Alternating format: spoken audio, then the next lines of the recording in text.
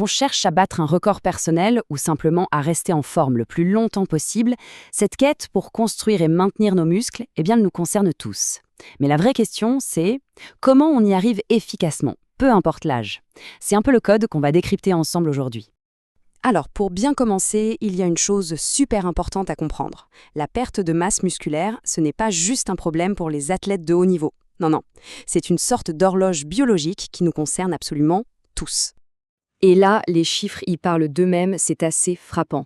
Dès la quarantaine, le déclin s'amorce, on perd en moyenne 8% de sa masse musculaire tous les 10 ans.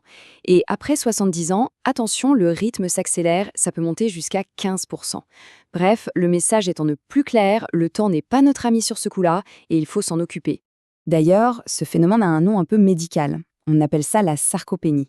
Et ce n'est pas juste une petite faiblesse, hein. C'est une perte musculaire qui peut devenir si sévère qu'elle menace directement notre autonomie.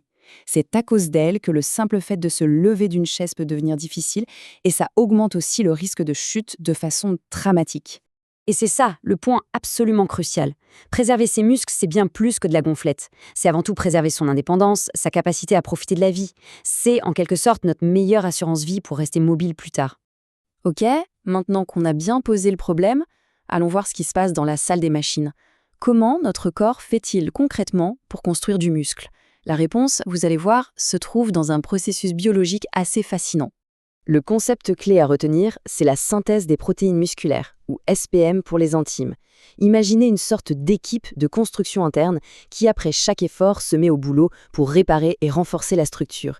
C'est ce processus qui est vraiment au cœur de tout développement musculaire.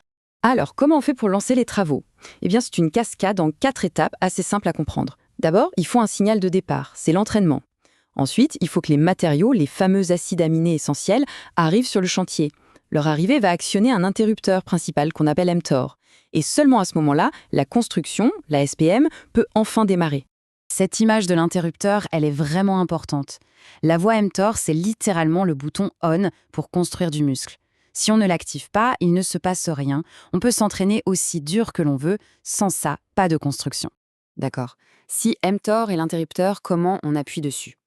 La clé, elle se trouve dans des nutriments bien spécifiques, qui sont les vrais détonateurs de la construction.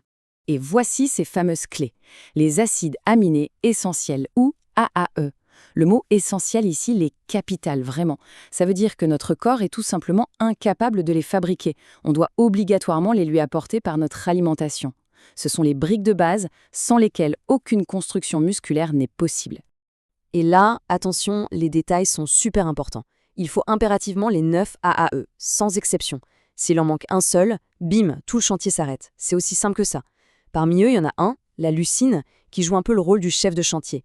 C'est lui qui appuie en premier sur l'interrupteur mTOR. On comprend donc mieux pourquoi les compléments qui ne contiennent que des BCAA sont en fait incomplets. Ils n'apportent que 3 briques sur les 9 qui sont nécessaires. Et quand on comprend ça, ça change complètement la donne. On passe d'une logique où il faudrait manger beaucoup de protéines à une approche beaucoup plus fine, une approche de précision, qui est redoutablement efficace. Il suffit de comparer pour s'en rendre compte. Les AAE sous forme libre, ils n'ont pas besoin de digestion. Ils sont absorbés quasiment instantanément. Du coup, ils déclenchent une réponse de construction beaucoup plus forte, avec une dose bien plus petite et quasiment sans calories. C'est un peu comme comparer un outil de chirurgien avec une massue. 6 fois. S'il y a un chiffre à retenir, c'est celui-là.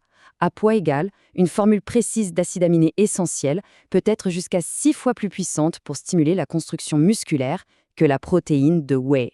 C'est tout simplement une révolution en termes d'efficacité. Bon, toute cette science, c'est fascinant, d'accord? Mais concrètement, dans la vraie vie, qu'est-ce que ça apporte? Voyons un peu les bénéfices tangibles, que ce soit pour la performance ou pour la longévité. Pour un sportif, l'équation est toute simple. Une meilleure efficacité, ça veut dire une récupération plus rapide, plus de force et de meilleurs gains musculaires pour le même effort. C'est l'optimisation à l'état pur de chaque séance d'entraînement. Et il y a l'autre facette qui est tout aussi importante.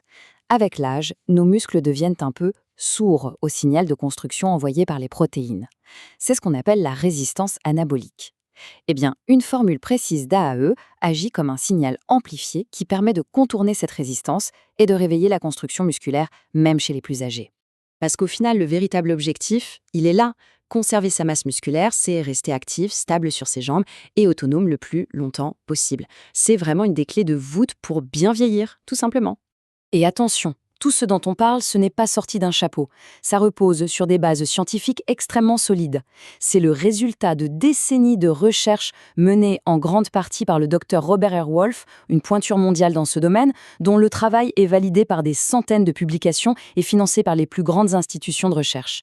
D'ailleurs, il y a cette citation du docteur Wolfe qui résume parfaitement tout ça.